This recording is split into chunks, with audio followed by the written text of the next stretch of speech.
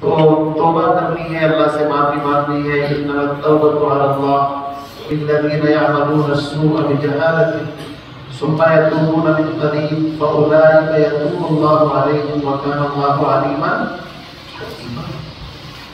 تو ہم سب اللہ کی بارگاہ میں اس نیت کے ساتھ کہ گزشتہ گناہوں کو اللہ ہم سب کے معاف فرما دے۔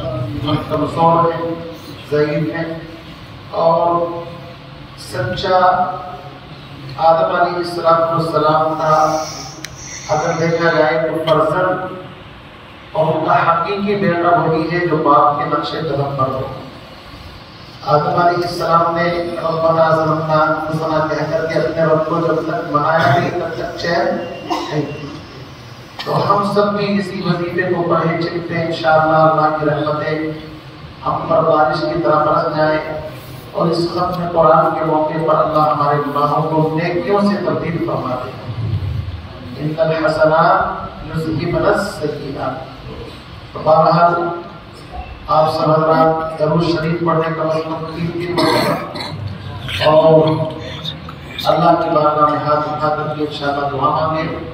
یہ ہاتھ نہ تو بہت زیادہ اونچے اٹھانے ہیں اور نہ بہت زیادہ نیچے، اور نہ انگلیوں کو منہ میں ڈال کر کے اس طرح مسلنے ہیں، یعنی ادب کے ساتھ اس طرح چہرے کے سامنے رکھ کر کے، اور اس نیت کے ساتھ کہ انشاءاللہ جو بھی مانگیں گے اللہ عطا فرمائے۔